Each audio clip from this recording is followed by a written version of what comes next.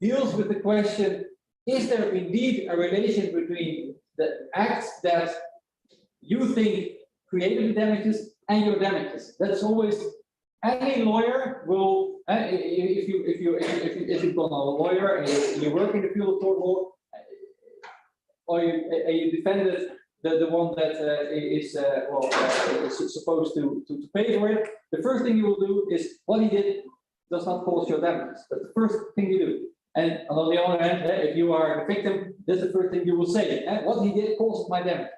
Yeah.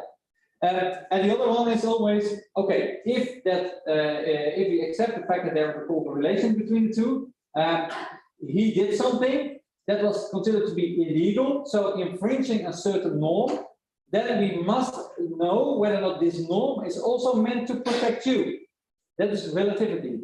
So it does the norm that's been infringed also protect you. And that's in tort law is a very crucial step, but also, as we will see, in tort law when it is applied to administrative situations. When it comes to causation, there was an interesting one, because the idea is, for example, this administrative decision making, there has been the administrative agency gives a permit that's considered to be unlawful later on in the procedure between parties by the court or whatever, and therefore you have to close your. For example, you ask for this nuclear plant permission, you get it. And but of course, there's an NGO entering into a procedure, and later on, at the highest administrative court, the decision is quashed, and all your investments are gone. And that is then the consequence, because you cannot open your nuclear plant. If that happens, then the question is always: is the fact that you had the permit in the first hand and your investment, is there a causal relation between the two? And that's not always easy to assess, so to say.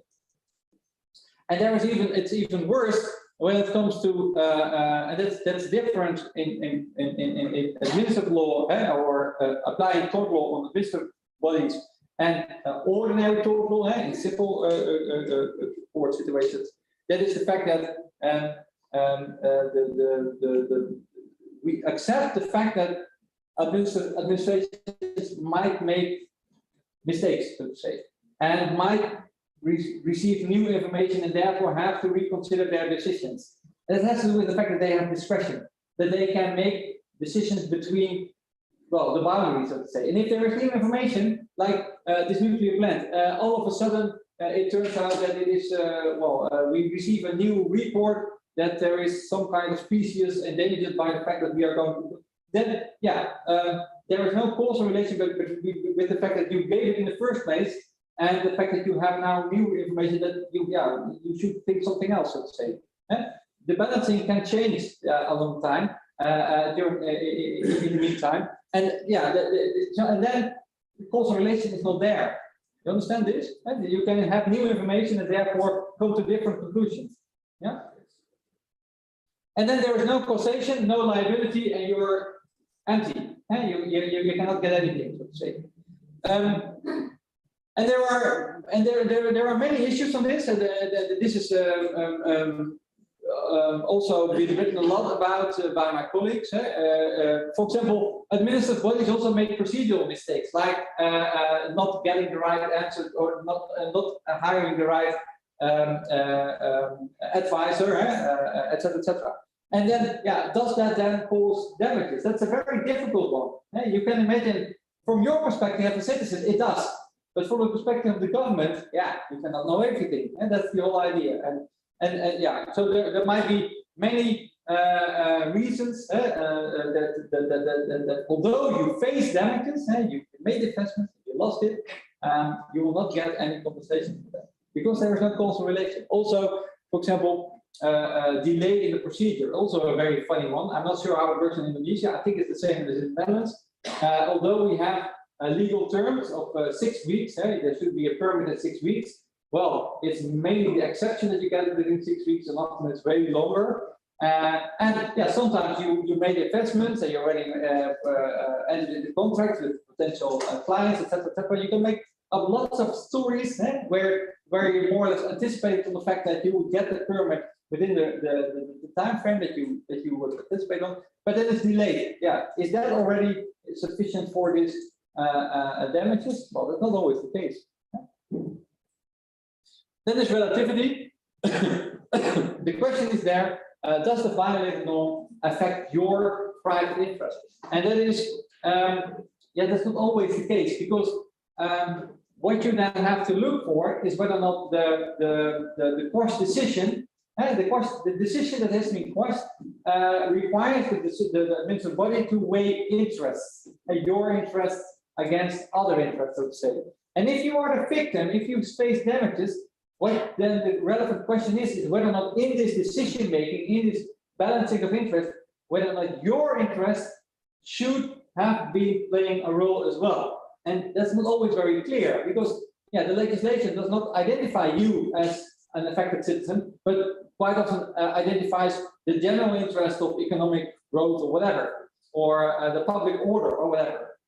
Like with this shooting, that's an interesting one, because there this also played a role. With the shooting, it says in the decision making of giving a permit to hold a rifle, you must take into consideration the mental capacity of the one that you would give the permit to, but also the public order. Yeah, and then you, as the one that was the victim of the one with the rifle, should say, yeah, this public order also includes my interest. Well, that's a difficult one, because the public order is very wide and not very focused. And yeah, in the end, the court accepted in this case that there was relativity, that your interest was also protected by the public order. But yeah, you can think that, you can imagine, I think, that it is not always easy to make this out. Yeah. Okay. So that was question number 3. Some criteria, and then often there is a problem about causality, causation, and relativity. Then question 4 is about the procedure, and there it becomes very messy. And I think it's the same. I'm not sure, but every country has the same issues always. Because yeah, who is then in the end the one that has to give you the compensation? How can you get your claim fulfilled?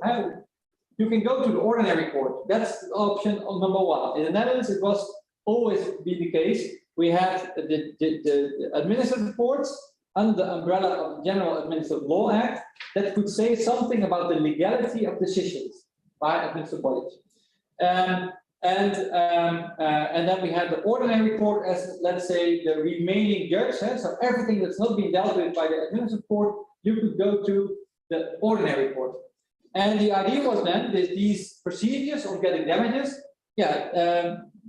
you should go to the ordinary court, because it was not part of the decision making or the assessment of the decision making, but it is something that is following under that, so to say.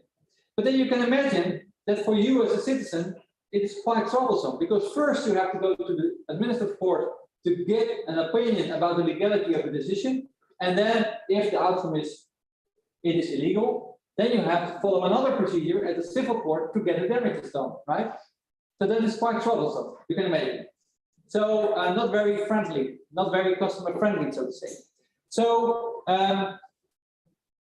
then a second option emerged, and it was actually mainly practical, but not really based on adequate legislation or procedures, but it was something administrative courts in the end observed this, and the fact that it was a little double kind of procedure and not very customer friendly, and required a lot of investment for the citizens. So then the administrative courts themselves also entered into or created procedures to say something about the compensation. And that is now being set in law as well. So there is now a special procedure in administrative law also saying something about the compensation that you would receive. And then you could, so that means if you are a third party and you see your neighbor receives a permit to do some things that you don't want, then you go to the in the end you go to the court and you have 2 claims. One, what they do is illegal. The permit should never have been granted. And second, I face damages because of this, according to me, illegal decision, and I want compensation for that. So you go to the court with 2 claims, and not only the claim that it is illegal what he's doing, but also I want compensation for that. And then it is becoming very important or interesting because you see two captains on one ship. You see two types of courts are dealing with the same question. The ordinary court, simple court, is dealing with questions about compensation, tort, but also the administrative court is dealing with the same question. And then, yeah, that creates chaos. Because in the end, two courts, different court regimes, different procedural rules, different rules on evidence, providing evidence, etc., etc. And that gives you. We are still in the phase of developing this, so we are still this new legislation where this new administrative procedure is also playing a role. It's just been promulgated and it's not getting started really yet. So that means that, well, we don't see the problems yet, but I can already predict that it will cause problems. I mean, in the end, what will happen is the biggest fear that I have is that you will get more compensation if you would go to the administrative court than the civil court, or the other way around. Actually, the other way around. Yeah, and these are some issues like if there is a formal effect in the decision, then you cannot go to the administrative court, but you have to go to the civil court, and then the civil court has to say something about the illegality of what you should have been doing in the administrative court. Now, will they give room for that? Yes or no? That's one of the problems. Third parties, interested parties, are you seen as, well, are you considered to fulfill the requirement of relativity? There is always a problem on that. And very soon perhaps, but also the amount is in the end very important. So these are issues that will pop up in the future, for sure. But then, to give you actually this is my last slide, the practical solution, because in the end the Dutch are rather practical. Especially when it comes to massive claims and situations where there are more victims, so to say. What you often see is that the legislator creates new compensation schemes, so gives a general rule about how much money for whom and what kind of evidence you should provide. And that happens, for example, in a mining case. There is now a special procedure with a special court and special assessment, special rules, etc. For those who suffer the consequence of the mining, you will get compensation under this scheme. Same goes for the child benefit scheme. But very funny. Yeah, it was not funny actually. It's not funny at all. But it's interesting that those who got victim by this child benefit case, in the end, the government collapsed because of this. There were new elections because of this case. So it's a very serious case. But before they did so, before they collapsed, they made a general decision to give all the victims 40,000 euros. Even if you have less damages, you would get 40,000 euros anyway. And if you had more, then you would get a special procedure on assessment of what is the actual damages that you would have. They would accept the causality, they would accept the relativity, so they would already step over these two criteria, but they would then search for what's the adequate compensation after. But that was actually what I want to say to you. But perhaps you have questions or remarks or questions. Siapa yang mau bertanya? Boleh. I can talk about that.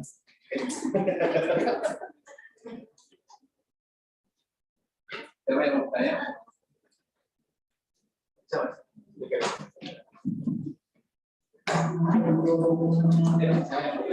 Itu sendiri dia setiap pemerintah wajib bertanggung jawab terhadap apa yang mereka lakukan. Jadi kalau di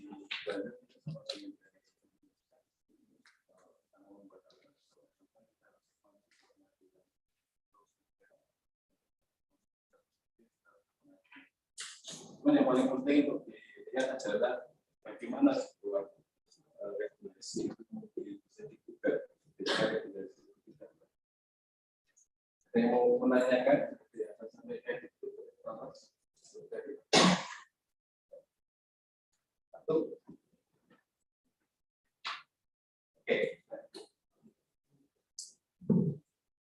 Sir,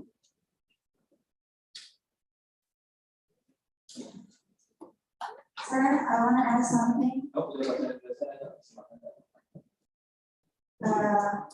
What do you think?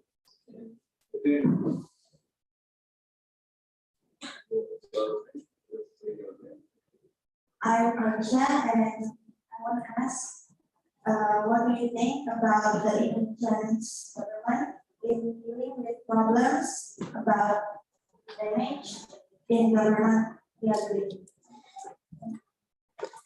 Yeah, it's a very good question, but perhaps you can give me the answer. How does it work now? Do you have cases like these or not? That I told you? We have a lot of problems.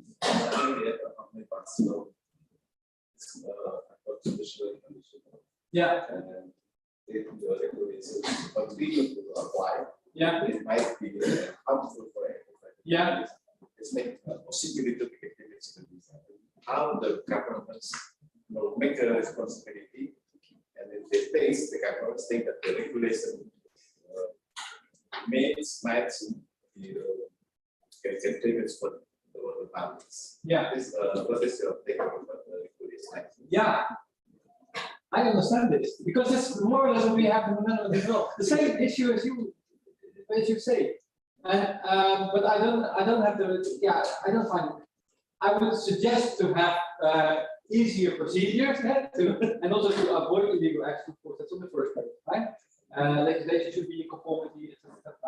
And you should avoid. The question is, what is what you said that the excepts the proportionality test. Yeah. What's the meaning? What is the difference between the regulation? Ya. Apa perbedaan ketika regulasi itu tidak boleh melanggar proportionality test? Yeah. What is the qualification about the exceeding the proportionality test? Yeah. In Netherlands? Yeah, that's a very good question. That's a very good question because the proportionality test is in the end a very political question. It is about which balance and which interest has more power, has more weight, so to say. Proportionality is in the end, it is like you have the statue of the lady with the balance, right? Under here, I saw it already. Lady Justice. Yeah, Lady Justice. It is about what do you put on which side of the scale, and then so you gather all the information about mining, for example. It's good for economic prosperity. We all use gas to warm our houses, etc. But on the other hand, we know it might negatively affect certain persons, so to say. And then you have to balance it, and then you cannot harm the interests that are too severe, so to say. Then you should compensate something. You should do something about it. Yeah, it is very difficult to assess. That's what you mean, right? Yeah, but what often happens is that the court can say something about proportionality because in the end you assess the proportionality test in legal documents, like and then in the end it's about motivation. And like did you take into consideration all the relevant facts? Did you do enough research about the consequences of your decision? Did you neglect certain issues? And if you did so, yeah, then it's beyond. Then you exceed the proportionality test. And then you are not doing rational, and you are not acting rational. I think almost political reasons. Yeah, true, so true, so true. So that's why for the court it is very difficult to say this is disproportionate. What they often say is this is not undisproportionate. You understand? That's a double neglect, you know? The lawyers should do that. Always accept the fact that there are more choices. But this is beyond what you can do. You understand? This is not disproportionate. That's what you say. Jadi ketika kita membicarakan exceeding proportionality test, itu memang susah sekali karena exceeding proportionality test itu melihat sebuah legislasi yang pemerintah itu mayoritas dia berada di wilayah kekuasaan politik. Dia menimbang apakah legislasi itu kemudian harus dikeluarkan atau tidak dikeluarkan, termasuk ketika kita mencontohkan omnibus law. Itu sulit karena pemerintah pasti punya beberapa alasan yang kuat dan dia mengeluarkan dengan beberapa proses-proses yang dihadapi. Kemarin omnibus law itu kan diputus konstitusional bersyarat, sehingga kemungkinan pemerintah punya politik agenda yang besar. Sementara pabrik tidak menginginkannya. Hakim kemudian memutuskan bahwa pemerintah harus memperbaikinya selama 2 tahun. Dan mungkin kuliah-kuliah ini nanti apa yang disampaikan oleh Pak Tollenaar akan kita bahas di pertemuan ini. Ada yang mau bertanya setelah Mbak? Ada yang mau bertanya lagi? Any other questions? Oke, bahasa Indonesia dulu ya. Kamu bisa berdiri. Siapa namamu? Buka sama sekali.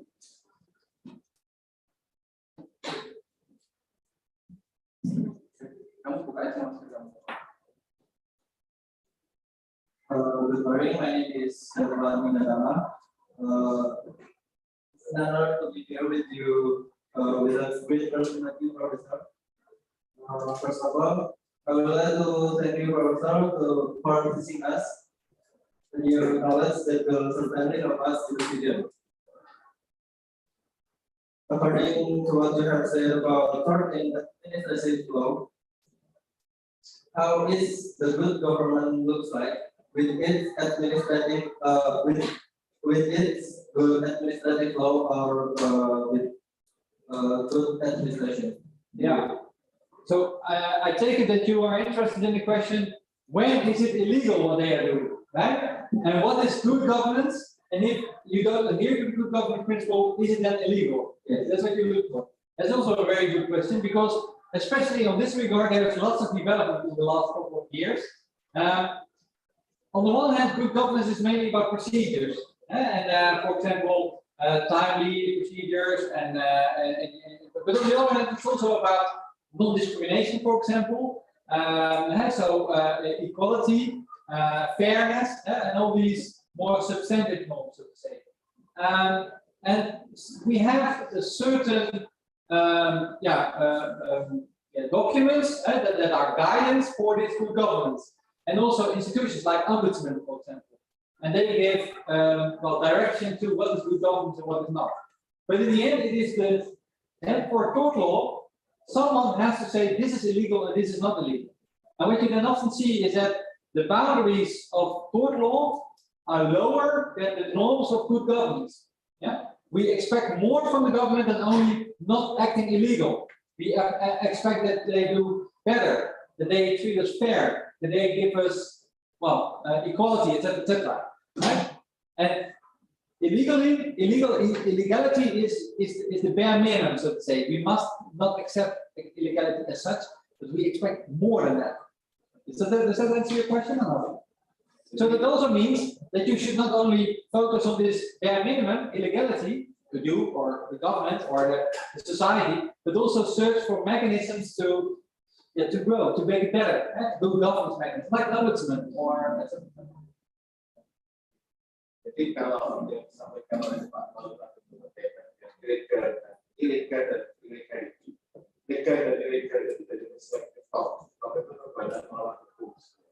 Yang kamu tanyakan tadi berkaitan dengan bagaimana pemerintah yang baik dan tidak baik. Kalau pemerintah yang baik, kalau dia membicarakan top itu sebenarnya ada di bawah di lapisan di bawah pemerintah yang baik dan tidak baik. Jadi kalau kita melihat perbuatan pemerintah itu perbuatan pemerintah itu biasanya diawasi oleh ombudsman. Tapi kalau yang disampaikan oleh Pak Tollenaar tadi, dia membicarakan yang lebih dasar lagi itu perbuatan melawan hukum oleh pemerintah. Melawan hukum oleh pemerintah. Jadi itu sesuatu yang berbeda. Cuman yang perlu ditanyakan mungkin I want to ask Mr. Tollenaar. Torts and administrative law, we have something confusing. Its scheme used in public space or in private space. Because we're talking about the administrative or government action, we know about the factual action and administrative action, administrative decision. Jadi saya menanyakan kepada Pak Tollenaar, ketika kita membicarakan TORT, apakah TORT itu bisa dipakai di hukum publik? Which one? Yeah. Because in Indonesia, we always confusing about the torts. Yeah. We're talking about torts always in public interest, in private interest, not in public interest. Yeah.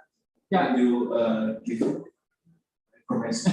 Yeah, that's actually a crucial question, of course. And I started off with this, that there, from the beginning of the thinking of the public order, they, Oppianus and those who followed him, made a very clear distinction between public order and private order. But I showed you already that it is a little bit mixed up with the factual actions, for example, but also now with tort law getting some provoking mechanism in administrative law. That's very interesting. So in the end, it is going blurry. The boundaries between the two are blurred. So there is no strict boundary anymore, I'm afraid. And that, afraid because it makes it complex. But in the end, we get a living of that because then we can try to make it a little bit untangle a bit. But that is really interesting and a problem.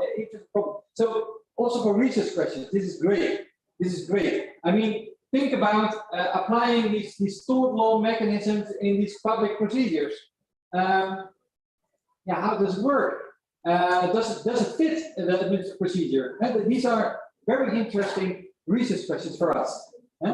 To give an answer to your question, ideally there are two separate orders, the public and the private.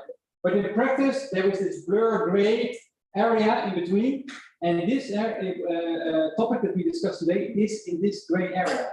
And gray areas are great because you can say something it's more white, and the other can say it's more dark, right? It gives you room for discussion.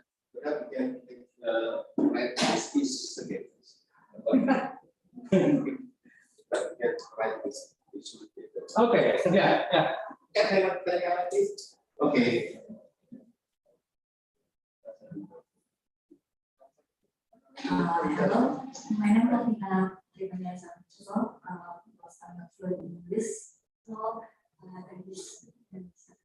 bagaimana sebuah hukum administrasi dalam regulasinya tidak ditunggangi oleh pejabat yang mempunyai kepentingan politik. Thank you. In one way, what conditions the government action is building a government action is a political interest. The government's action is not political interest. Okay, so what would happen if the government action is not in the public interest? Yes. Yeah, that's a good one. That is, I would say it's violating a substantive norm. In the Netherlands, we have a substantive norm, the law that says governmental action cannot be in the private interest, must be in the public interest. You cannot serve your own or personal interest and then give a permit, for example. And of course, that's in the end, it's against corruption. But it's also like, there is a need. You are here to serve the public. That's the whole idea. And so if that would happen, governmental action not serving the public interest, that is considered illegal. And if we can assess that, and the court will come to that conclusion, I can get compensation for that. Does that answer your question or not? Jadi ketika buat kebijakan memang tidak boleh buat kebijakan yang berdasarkan kepentingan politik. Ketika dia menjadi pejabat publik, dia harus memikirkan yang utama adalah kepentingan publik. Jadi memang kalau kemudian bagaimana cara menanggulangi ini, dan tidak ada satu unsur di dunia ini yang bisa mengobatinya, karena mau jalan ke Amerika, ke Australia, ke mana pun, bukan politik susah untuk memberikan atau mengisahkan kepentingan pribadi. I can give you an example if you want to. There we had a case in a municipality where there was an application for some kind of industry. And it was in the end it was the council that had to decide whether or not we would allow it, yes or no, and it was a 50-50 vote. And then the crucial vote was one member, and this member was also an employee of this firm that would apply for this permit, so to say. And he voted in favor. So he voted for his personal interest, let's say. That came out, went to the court, decision was quashed. And then, damages, etc. So that can happen. Jadi dia mencontohkan ada kebijakan di negara wilayahnya bahwa ketika ada kerugian yang dimasukkan negara pun dia harus bisa jadi kelihatannya kalau negara Belanda terkait dengan Indonesia. Can I reply? Okay. Good morning, sir. They call me Dodima. Sorry if my English is bad because I'm still learning and maybe it is really difficult for you to understand. Okay, I'm asking this because I'm very curious about the Netherlands. Indonesia has many rules of law that we can use. Indonesia has the nickname as a state of law. In some cases, the law in Indonesia seems weak because of the many laws that regulate it. This is also one of the things that affect the quality of governments in Indonesia.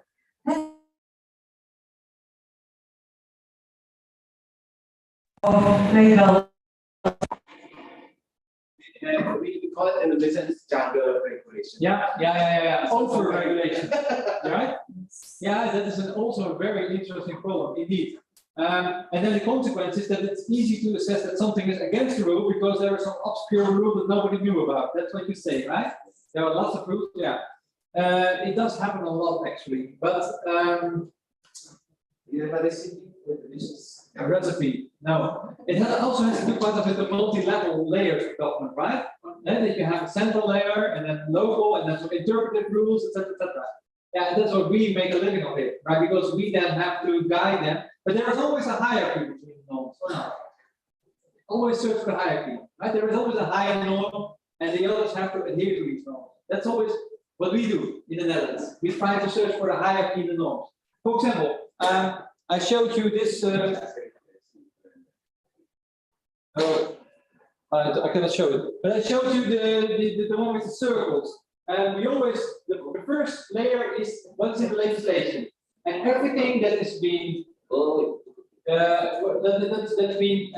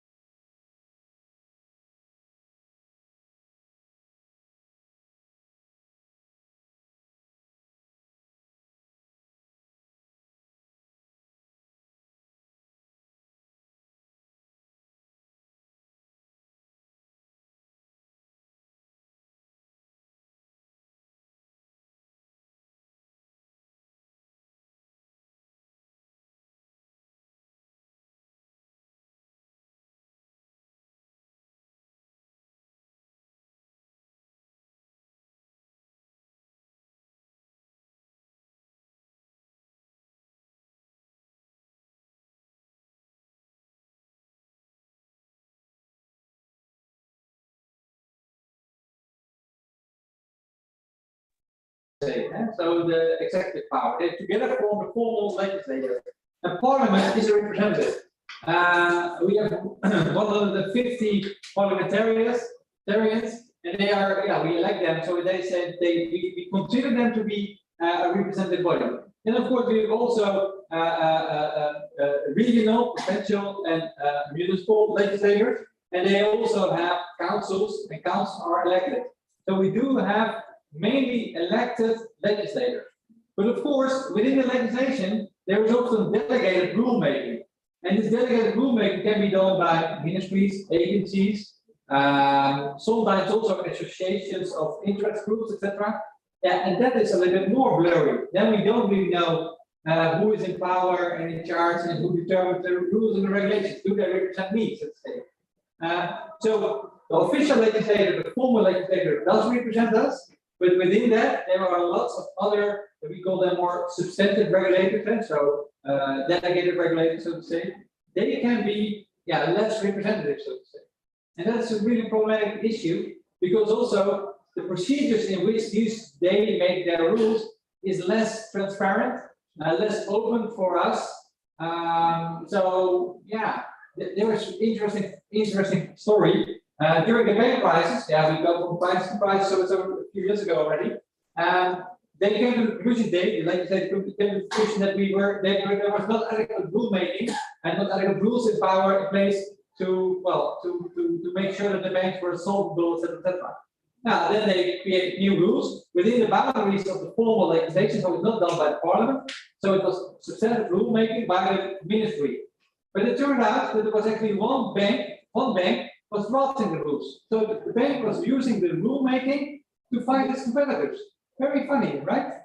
It got some media attention, so then they had to resolve it. But this happens with the more, let's say, substantive delegated rulemaking, that it can be vulnerable for certain pressure groups or certain special interests, so to say.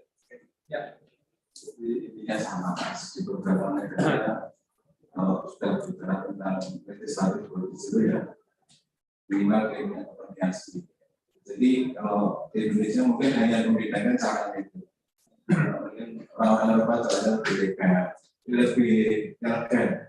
Orang Indonesia sedikit elegan. Ada yang bertanya? Lagi tanya.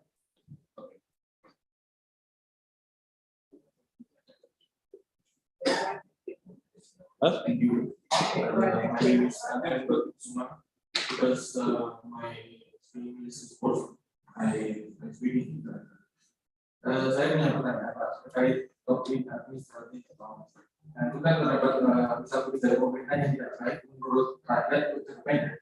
Sedangkan dari sudut pandang pemerintah bagus untuk jangka panjang. Ini apakah pemerintah dapat disebut sebagai pemerintah yang baik? Karena pada dasarnya kebijakan jika tidak disebut akan terus berjalan. The next question is about the soft area about interest, departmental interest, when the government previous decision. The government think that it is better for the future, but the people think it is not good in the soft. Yeah.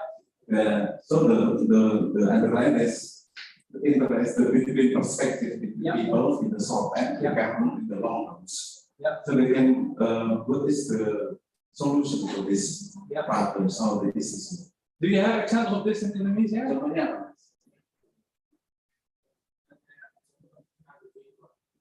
Oh, the government's policy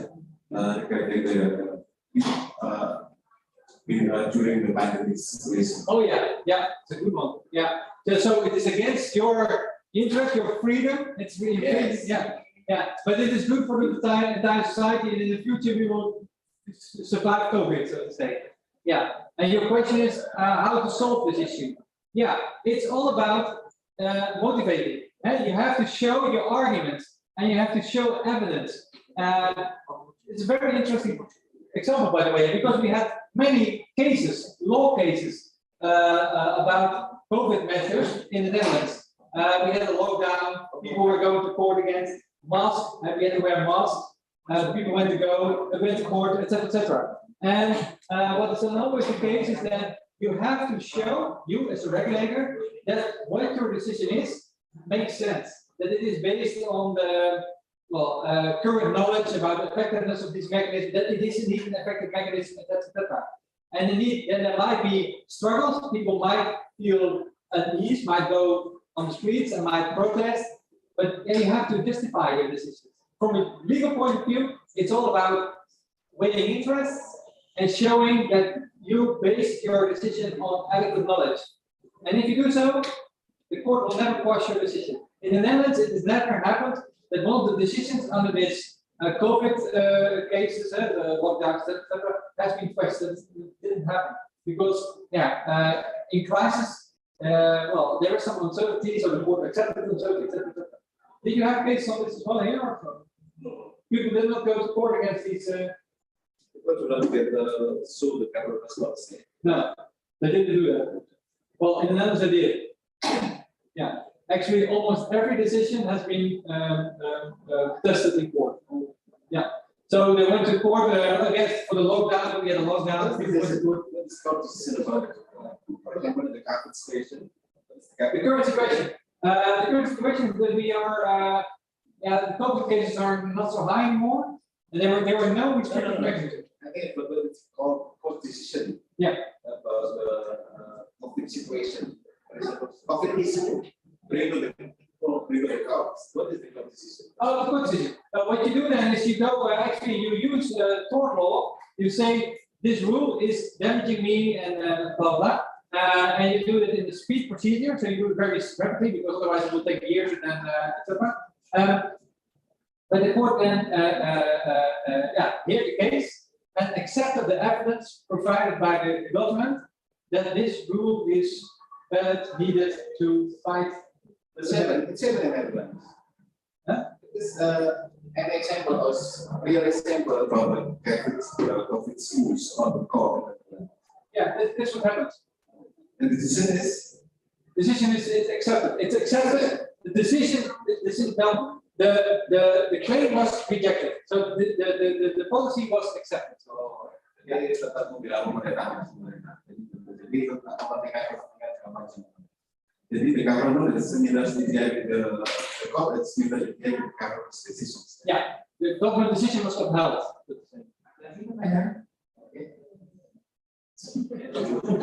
Okay. Ya, saya memang suka. Di sini saya mau tanya kan, as a citizen itu Indonesian citizen itu cenderung not really care about law because there are a lot of procedures. Nah, bagaimana cara menumbuhkan kesadaran hukum masyarakat agar legislasi pemerintah lebih memonitor karena yaitu tadi karena prosedur yang cenderung sulit dan banyak. Terima kasih. Believe in the very complicated procedure in Indonesia. So some people don't care about it. We're thinking about for example, the Netherlands on the situation. How we can do you think the citizens legal awareness towards the complicated legal procedure? Yeah, that's a very good question as well. Although perhaps your perspective that in the Netherlands everybody goes to court for everything is also not correct. We also have people that neglect the law and don't care that much. Yeah. But we have what is very important is that you have a strong civil society with pressure groups. And like Urgenda, it was a pressure group that started the case. The case of the child benefit is where they grouped together and then they started the cases. So as an individual citizen, it's difficult to fight against the government, right? It is difficult to follow these procedures and to go to court. I mean, lots of the citizens only go to court once in a lifetime. You don't do that that often. So you need a strong civil society, people finding each other, and then group together, etc., etc. And now that happens a lot, of course, with social media. You find each other online, whatever, and that creates then this. Yeah, if you group, it's easier, right? If you group together, you can hire a lawyer and then he will help you. That's the idea. Yeah.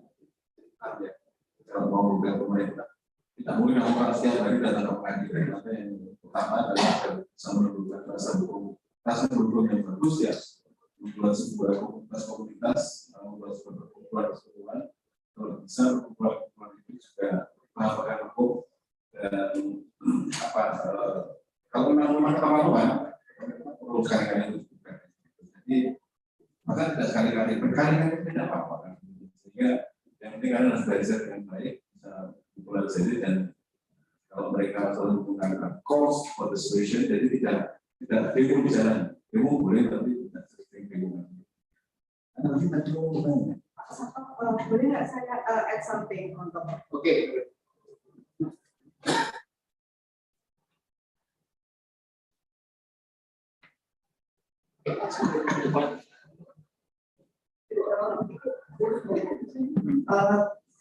I would like to add a little bit on the questions on Pak siapa namanya? Nada. Okay.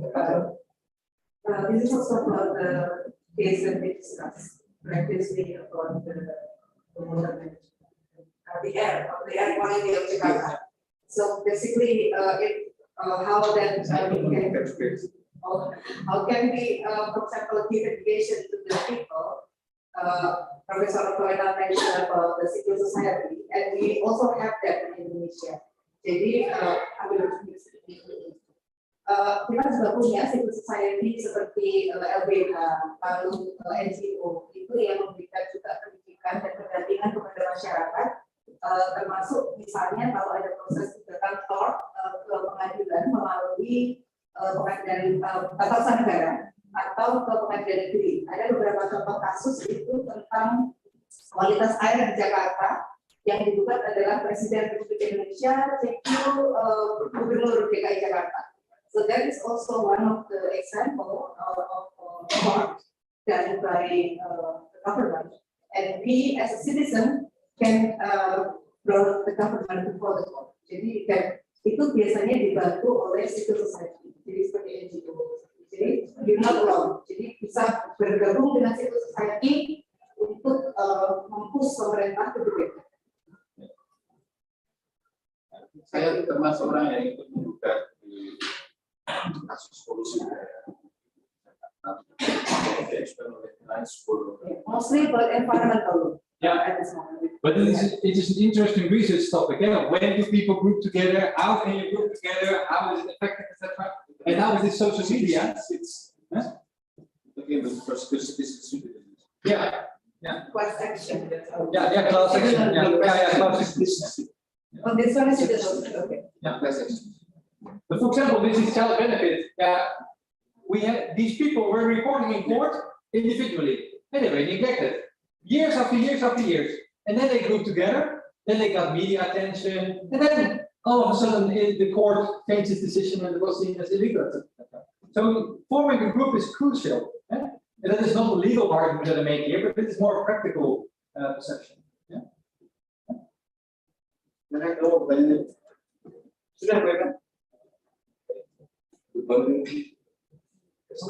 Good morning, sir. I have any question for you.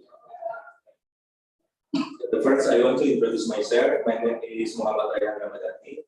The question is, in many cases, the implementation of law in Indonesia does not go well because there are several others.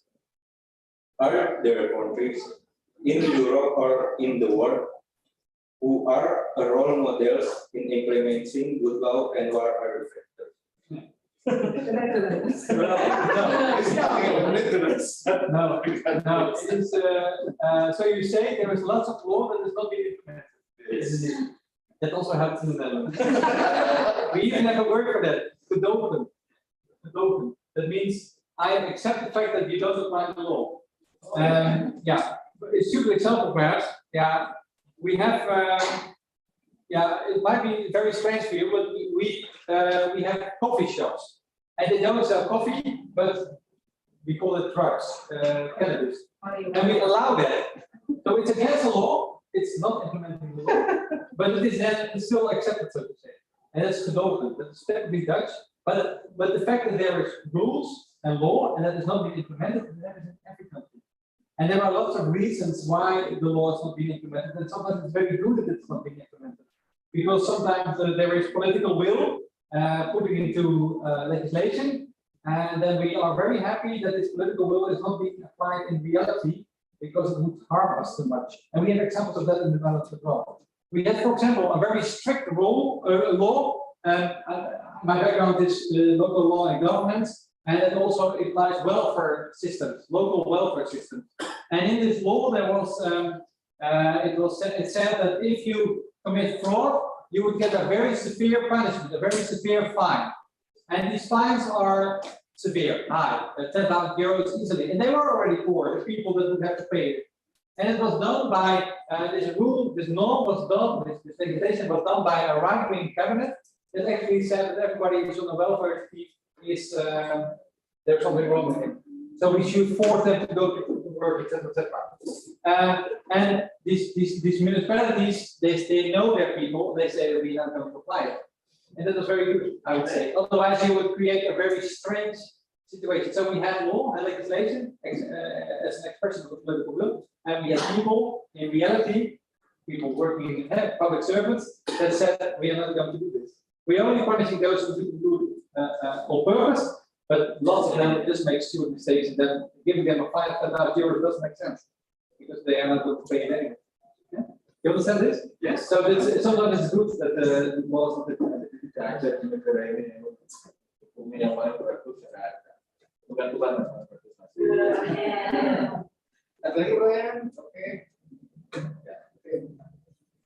Sorry, any question? No problem, no problem.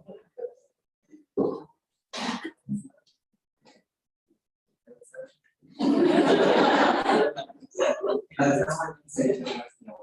have a question. Indonesia, menurut saya baca di beberapa sumber, interaksi tingkat literasinya itu ada. Dan itu menurut saya akan berdampak pada regulasi pemerintah, di mana itu bisa saja ditunggangi oleh TORT. Nah, bagaimana cara pemerintah agar mensosialisasikan kebijakannya di tengah banyaknya hoax dan literasi masyarakatnya yang ada. Terima kasih.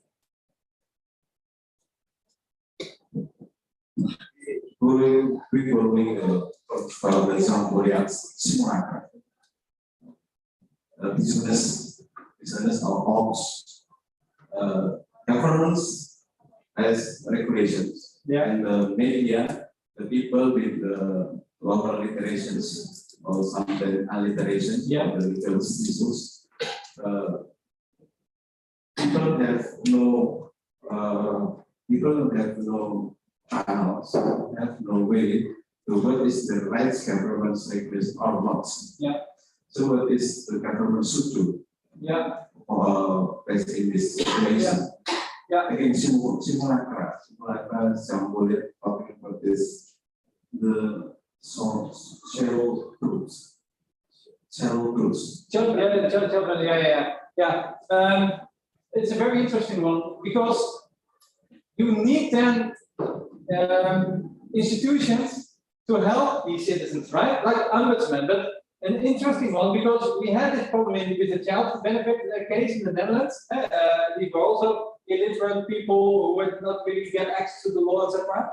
And that we were assessed by an international committee, and they gave an interesting example. In America, they have a so-called taxpayer's advocate.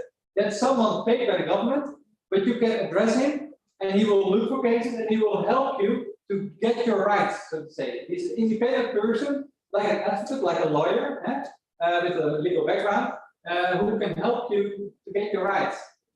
A taxpayer's advocate. So an ombudsman is another example. And what we really do in the Netherlands, but it is also due to the right-wing cabinets, it is now getting less attention. But we had also lots of schemes where you, as a vulnerable citizen, could hire a lawyer, an advocate, and could send the bill to the government. There was some kind of social advocacy. That's what we call it.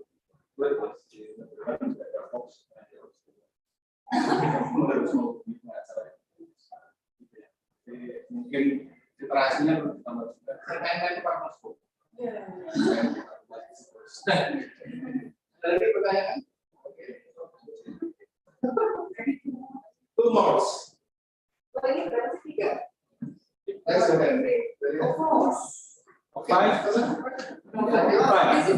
The last five.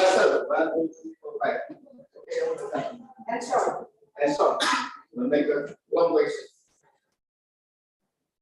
The lady over here. Short questions. Oke. Silakannya tapi saya akan menambahkan. Ya, oke. Seperti yang kita ada tadi, itu kan domainnya administrasi. Jadi kebanyakan tuh masyarakat Indonesia itu pengen cara yang tepat dan mudah. Itu kadang tuh ya membayar uang, mengeluarkan uang itu pasti statusnya driving license mendapatkan itu. Nah, kalau itu dilakukan terus-menerus, nanti yang kaya kan makin kaya, yang miskin juga makin miskin. Dan itu kita tidak melaporkannya ke siapa gitu, karena kebetulan saja itu bisa di ya apakah langsung bisa lapor presiden atau gimana? Yang translator oke. Bisa ya. Oke, terima kasih Mbak. Siapa? Bella. So the question from Bella was, people in Indonesia usually like to have the instant way, like a shortcut, for example. Yeah. So if you would like to apply for your driving license, then you prefer to pay rather than you have to follow some procedure, test, exam, and etc. But then if we do this all the time, then it might make some people richer than the others. Should we report that directly to the president, or is there any procedure to do that? Maybe reflected from your experience in the Netherlands. Well, in the Netherlands, it's rather difficult to do this. It is really difficult to have these shortcuts. Should you report it? Yeah, that's difficult for me to answer. But how to avoid it? By having a very strong bureaucracy in the end. A strong and resilient bureaucracy, meaning procedures, transparency, controls, mechanisms in the administration. In the end, if you pay for your driver's license, well, I would say that's not good. It's corruption, and might also be the victim because there is someone driving without driver skills, right? So yeah, in the end, it's not good, and I would try to avoid it. Report to the president, yeah, perhaps. But and how to avoid it? Bureaucratic procedures, and in the Netherlands we have lots of bureaucratic procedures via online systems. Everything is recorded, and etc. And then still there is corruption. Also in the Netherlands there is corruption, really. So you always have that. People are now also paying the tax office to get information about their neighbors, for example. Yeah. Okay. Okay. Or the exam would spend like two years or 3 times, then you will just get your driving license, right? Because Yeah. you really have to follow. Yeah. There is in the Netherlands you have to do a test at a governmental agency, and if the guy says, yeah, you can drive, but yeah, perhaps you can pay him to give that opinion, but you can't. I tried 5 times. I can't. I only tried. I have no use the shortcuts. Yeah, To what's the yeah. No, but I can imagine that sometimes you want to use those shortcuts. But for driver's license, I wouldn't do that. Yeah, in Indonesia, we can report that to the ombudsman. Yeah, Or that's true. otherwise, there is also a website called lapor.go.id, that you can go there if you would like. Okay, next question.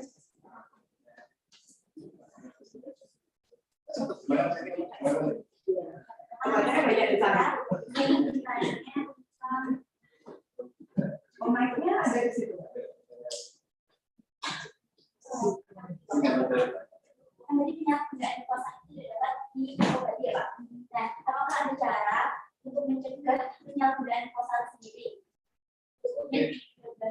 What is the best experience of listeners from Netherlands to avoid the torn over? The listeners from Netherlands to avoid torn over. Oh, this is not far. What's the best experience to avoid it? Listeners from the Netherlands, what do you listen? Jeez, it's a difficult one. How to avoid it? Yeah, it is all about the youth. every decision has to be motivated. And in the motivation, there should be a logic reason why we make the decision. And it can never be the reason, the argument, I do this because I do a favor to my neighbor, or I do this because of whatever. So it's all about motivation. And well, what we do in the Netherlands, we have lots of the bureaucratic procedures, and the next procedure is very accessible. You don't need a lawyer to do that. You can do it yourself. You can ask for the reason, the decisions yourself if you want to. And you can challenge that in court in the end if you want to. And it doesn't cost you that much money. So yeah, that is the way to avoid taking the monde de pouvoir, the abuse of power. Yeah. So, no listeners. Yes. The conclusion is go to the court and challenge the decision. Yeah, in the end, and it is possible. Yeah, saya mengajukan tugas mereka.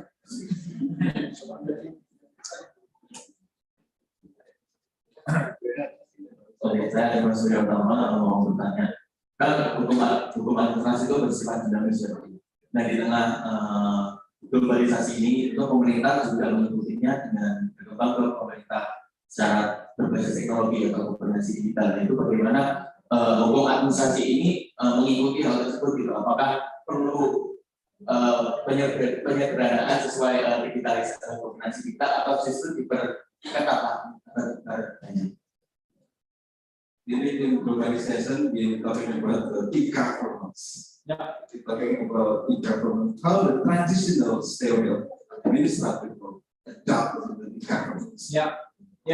E-governance and administrative law is a very complex combination because e-government often neglects the weighing of the balancing of the weighing of interests. You know, quite often it's about the computer says no, but the computer makes a decision to say, and there is no human intervention anymore. I think that's what you're referring to. Yeah, and that's a difficult one because, for example, in the child scheme, the computer has some discriminatory elements in it, and it only pops up if you have a look at it. And yeah, if you don't see it, you won't see it. But that's a big issue of e-government. So yeah, there is an interesting challenge in this to make sure that there is still a human in the loop. So let's say, yeah, and there is now also our parliament made a decision that in every legislation, every application of the law, there must be a human. The problem I very it happens. The tax office does produce EI decisions, so to say. But still, if you as a citizen think this is wrong, you should be able to call someone and that the person should have a look at your file. That is now a new approach, so to say, to avoid that. Yeah, we are completely left over with robots because that's the biggest fear that we have. Right? But it's an interesting problem, this e-government movement. Yeah.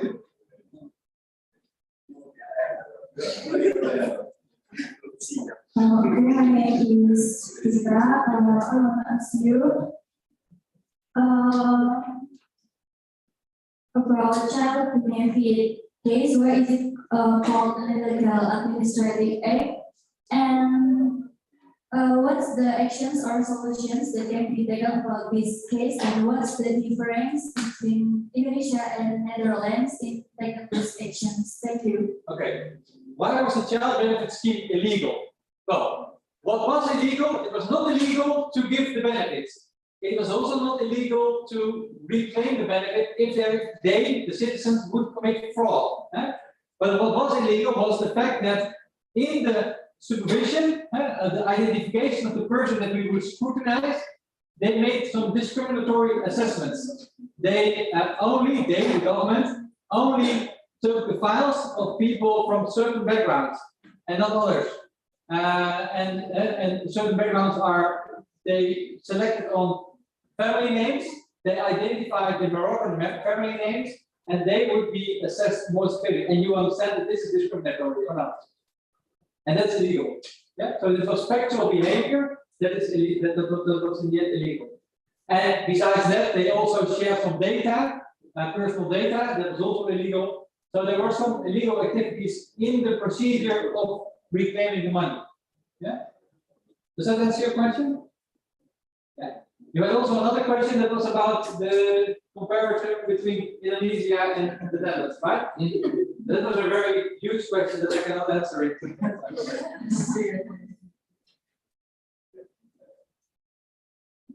Oke, terima kasih sebelumnya untuk saya dari dan mohon maaf saya bahasa Indonesia. Saya izin saya Pak. Saya tadi kasus yang sebentar Prof.Mr.Dr.Albertjan terkait polusi udara sebentar. Nah, terkait dengan saya itu bahwasanya dari pihak kementerian ataupun dari pemerintah dan pemerintah juga atas polusi tersebut. Dan pada usaha yang ada di Indonesia dan campur dalam masalah tersebut diputuskan bahwasanya masalah tersebut hanya pemerintah hanya dulu untuk terhadap masalah polusi ini atau sanksi atau denda seperti itu.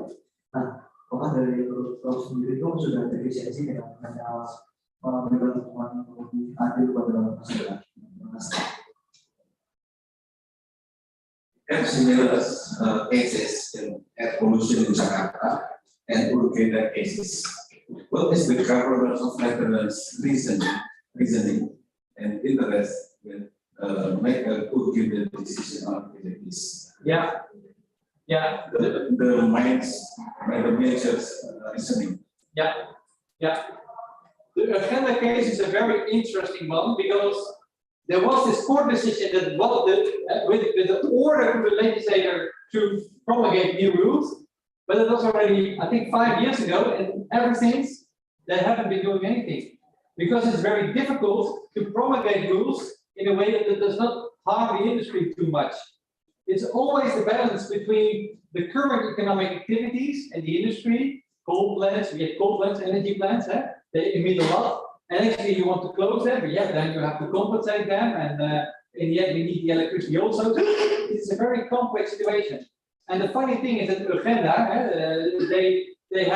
they upheld the decision in the Supreme Court, and then they said, okay, now you're going to do something, you legislate, you're going to do something, or we will ask for damages, like a fine every day if you don't promulgate the rules or whatever.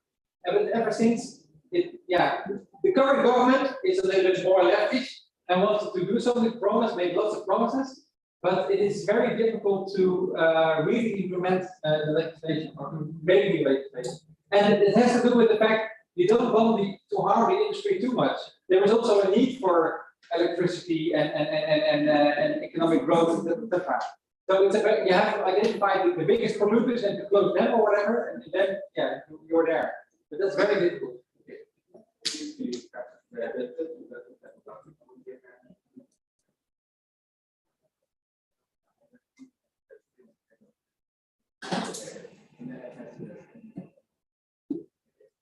Okay, for the last time, we will give a big applause and music.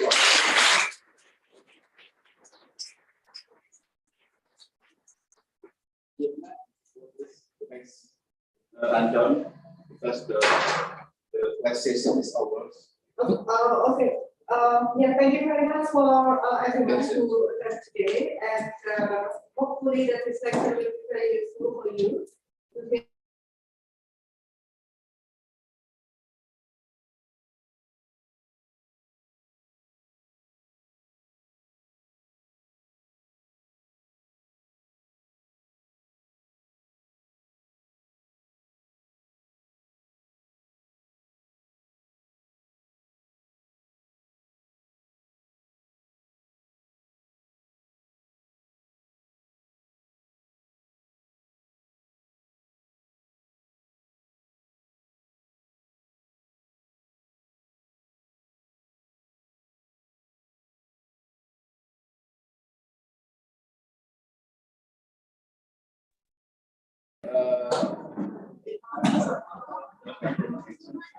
The bias. Public and private. The three. I saw that this covered.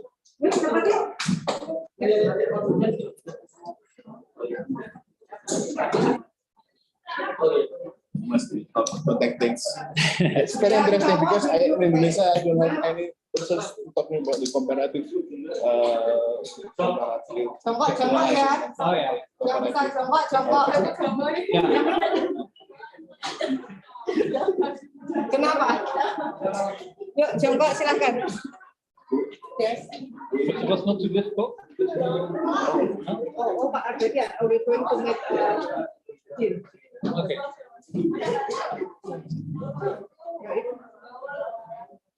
Sudah? Jongkok ya anak-anak ya. Bend the knee. I'm very tall, so I can stand. Yeah, we can stand up from here.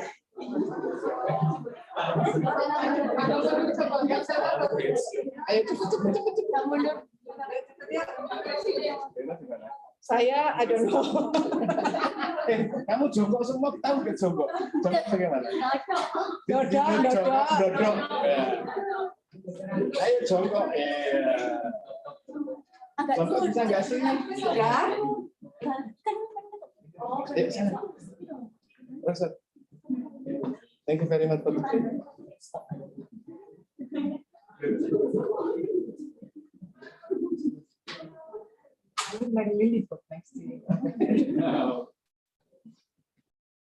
Satu, dua, tiga.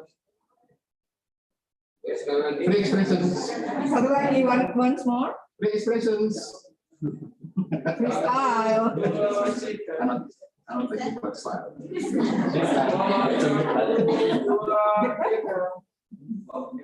Terima kasih. Terima kasih ya Pak.